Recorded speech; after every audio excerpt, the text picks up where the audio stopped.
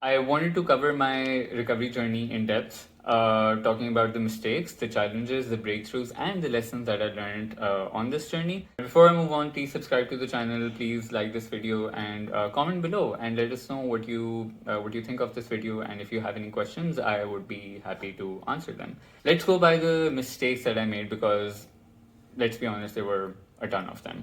The first one is analyzing my feelings. So I was stuck in analyzing my feelings for a very long time because I thought that there needed to be something to solve all the time. I needed to look into something more. I needed to dissect something more from the past.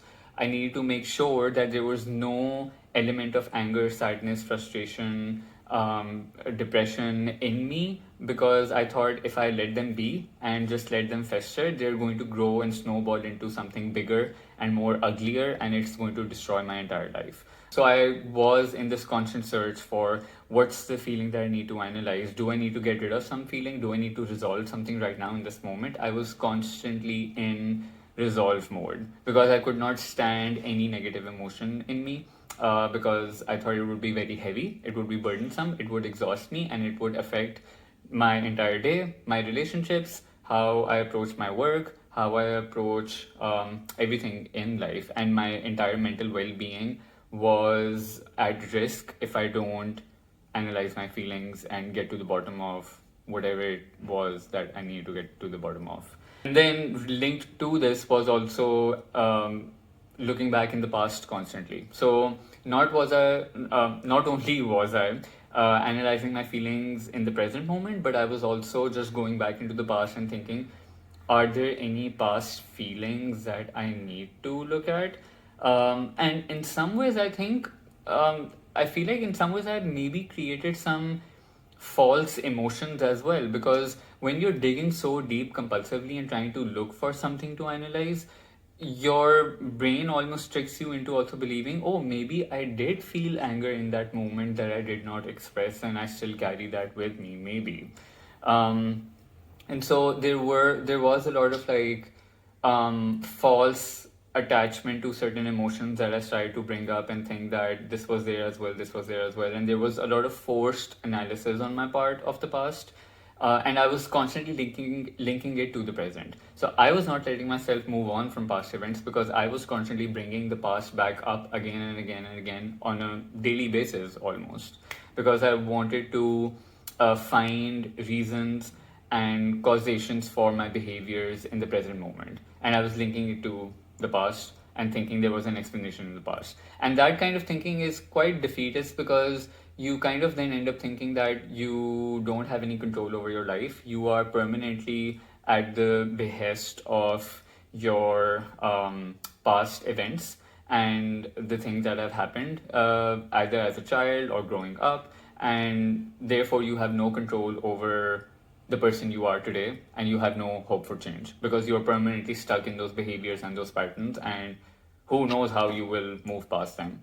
Then being stuck in a reassurance and confessing cycle, especially I think the years from 2017 till 2020, there was someone in my workplace who is a very close friend, and I constantly went to him for seeking reassurance or confessing my uncomfortable thoughts, or just, I would just be like, you know what, I need to vent.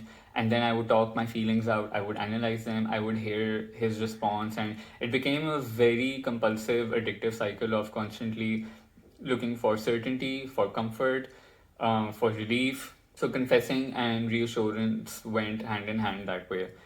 Then asking others to do compulsions for me. So this was, especially from my college years, this happened a lot.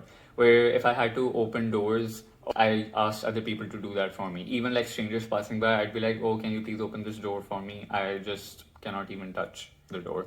I would be the one to dictate which cafeteria we sat in, which row in the auditorium we sat in, what place we could go to or not go to. I had all the yes zones and the no zones in that way, and my friends just like went along with it because they thought they were helping me. So that was a huge mistake that I was making, relying on them to do everything for me and just not living life or taking any control in my own hand, which really isn't, again, that helpful at all.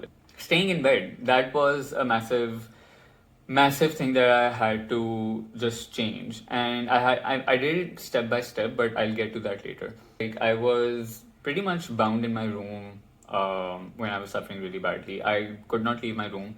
I could not touch any door, any object. Everything in the house was contaminated for me, so therefore I just stayed in my bed. That's where I ate. I did all my work on my laptop on that. I watched Netflix on that. I was on my phone on my bed. I slept a lot. I slept throughout the day quite a bit because obviously when you're in your bed and you're not doing anything, you will start to like feel very lazy and sleepy very often. So that was a huge mistake I was making because it was not conducive to a lifestyle that fits into like recovery. Then avoidance behaviors, of course. I mean, that is essentially tied into staying in bed because I avoided everything in my house and my entire environment and my entire life by staying in bed. I absolutely ran away from any trigger there was. I thought triggers were the worst thing in the world. I thought that triggers are an absolute detriment to your mental health, that they can permanently damage you, that they can permanently make you stuck, make you feel stuck, or like trap you in that feeling of chronic anxiety and chronic discomfort, and there will be no way out of it at some point.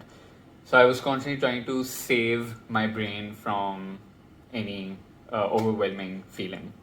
Then the other mistake that I made was that when I did eventually start to work on my recovery journey, I was waiting for acceptance to mentally kick in to be able to put it to action. So, for example, I thought that I needed to have a certain level of acceptance mentally to be able to do exposures, or I needed to feel calm and peaceful mentally and emotionally to be able to do exposures, or to be able to do other like uncomfortable things that I had been putting off or avoiding.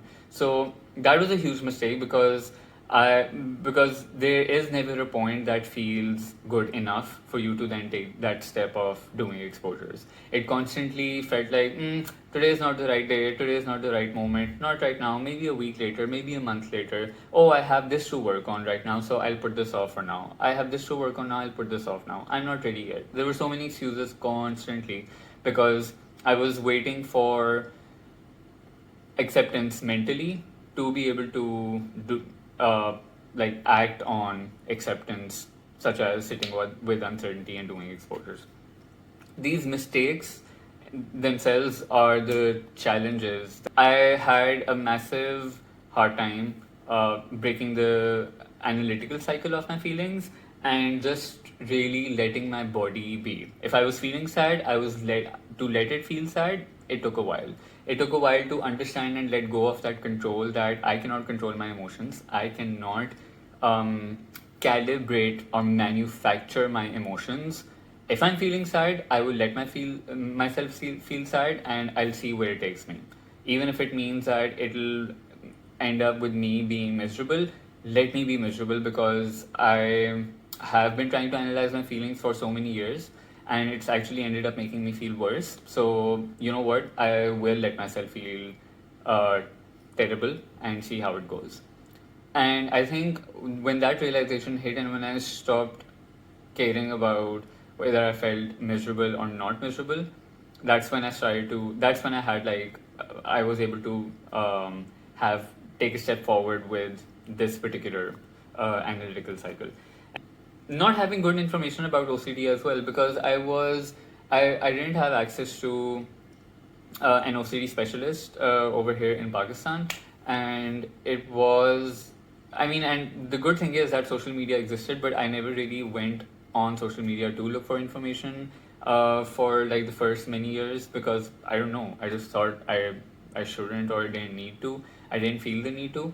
So eventually, obviously, when I did, I found good info online quite a lot, and I also found OCD recovery as well, which obviously is like the catalyst for my recovery. So that was a challenge to find good info, and also getting the books because on the reading list, because the books on the reading list are not available in bookstores over here except for A Man's Search for Meaning. So I had to wait for friends who were going abroad to come to Pakistan and I had to wait for them to bring me those books because I did not have those books over here.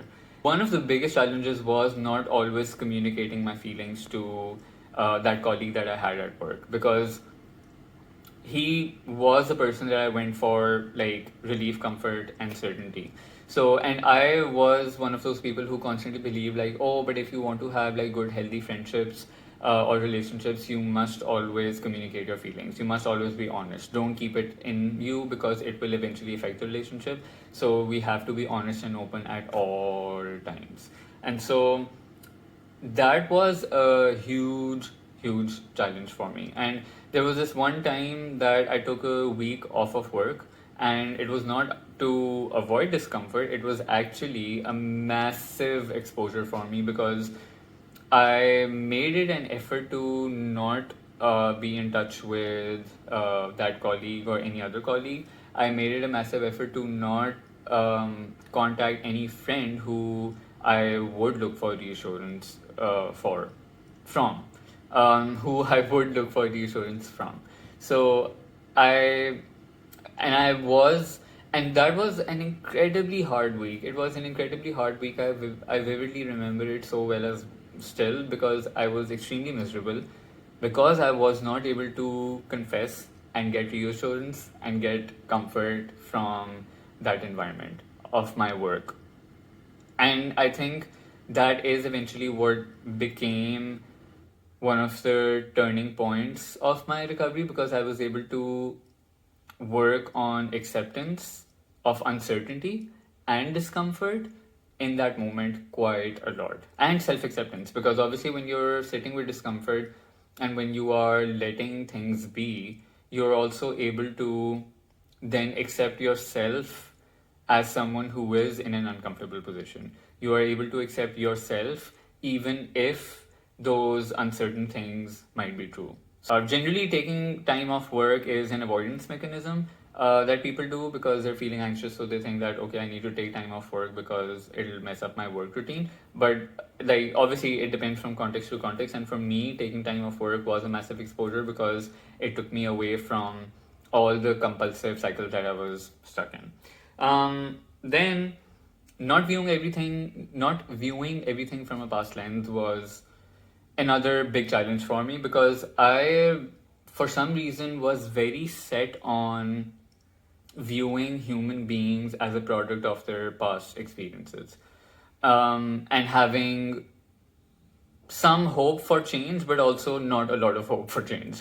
That's the kind of mindset I thought of human beings as. So not seeing everything from a past lens was a big challenge, because I really had to change the way I perceived human beings.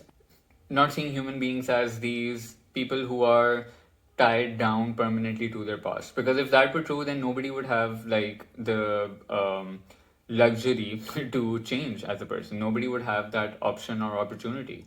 People would just be who they are and not have any control over themselves or their life. So that's one of the things that took me a while to break down and work on.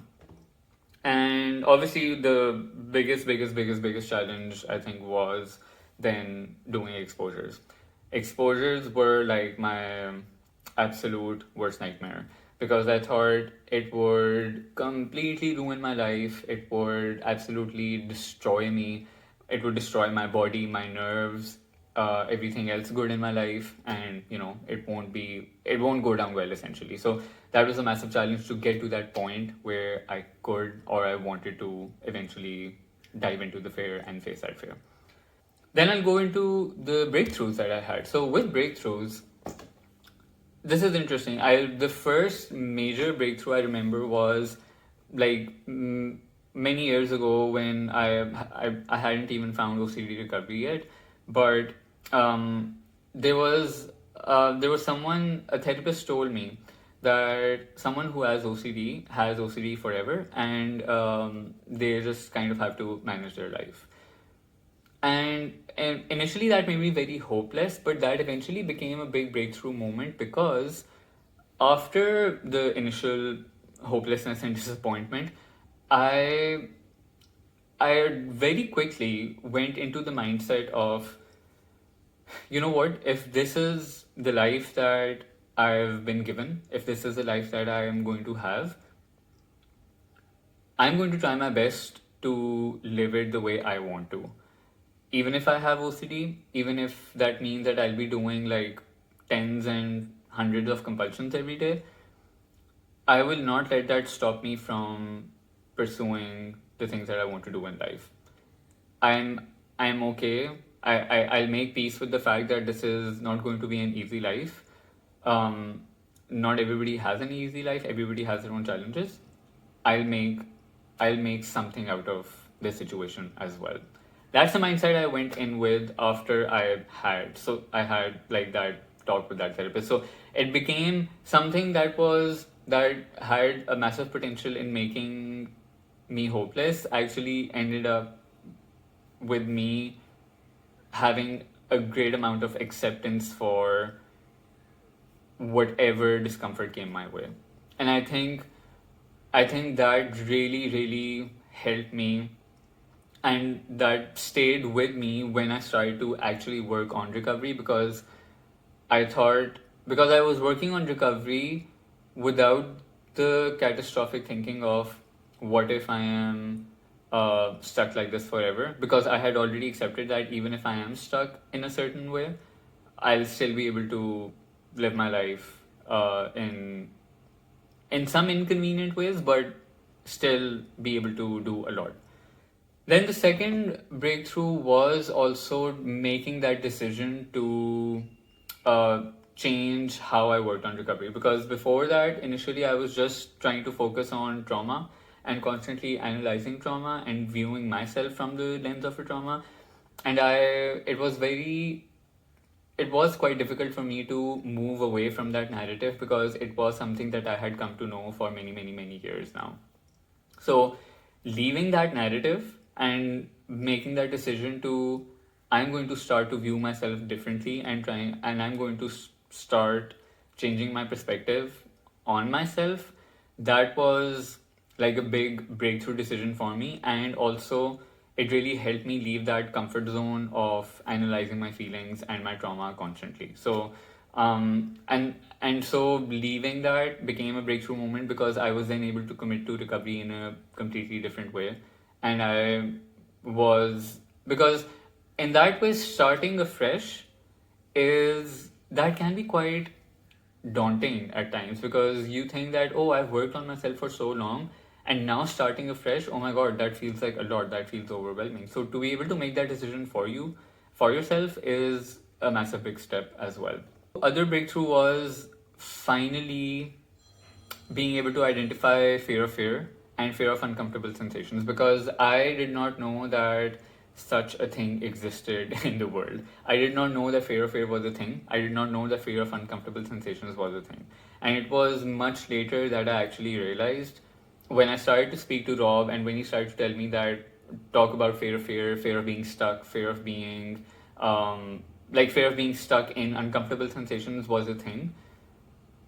That really was a big light bulb moment for me, because it blew my mind. Because I thought, oh my god, this is exactly what I have been afraid of all this time. I had no idea this was it. Because before that, whenever I would talk about what I was afraid of, it was a bit vague. I was like, I'm just afraid of bad things happening to me. And if somebody asked me what bad things, I didn't really have a concrete answer. It was just like, I don't know, just feeling bad. That's as far as I went, I think.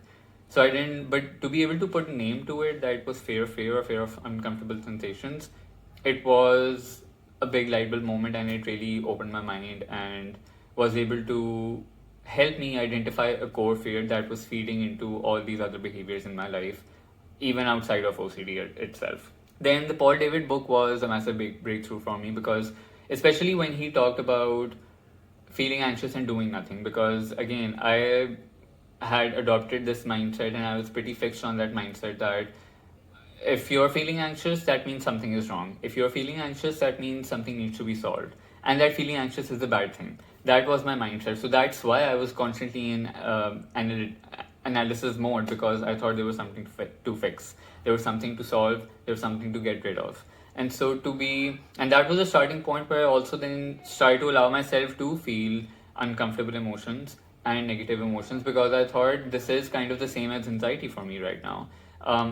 If I allow myself to feel this way, I if I allow myself to feel anxious, I can also allow myself to feel negative emotions. It kind of went hand in hand, because anxiety, negative emotions, these are sensations in your body. And that's the fear of uncomfortable sensations that ties into this entire thing then. So that was a huge moment for me as well. Then adding structure to my life was a big breakthrough, because, like I said, I was in bed most of the day. And being able to just get a work desk for my room and have a chair separately and take my charging ports away from my bed as well, and not using my laptop in my bed, those were really big first steps, because it really helped me be on my feet more, and it helped me move around more. Even if it was just in my room, that was just a little spark I needed to eventually build on further. Then I started to go out cycling, I started to go out for walks, I started to I started to not avoid running errands, and I just added movement in my life in one way or another, and that massively helped me be break from that comfort trap that I was constantly cornering myself in. Being part of a support group was a big, massive breakthrough for me, because I remember that feeling of being part of the OCD recovery WhatsApp group, and it was the first time in my life where I felt this immense relief, because I thought, oh my god, I don't have to go into long explanations to tell people what I'm experiencing. These are people who know what I'm going through, they know what I'm experiencing. I don't have to like go into descriptions. So it was being able to talk to people who knew exactly what I was going through was, I think it lifted off a big burden.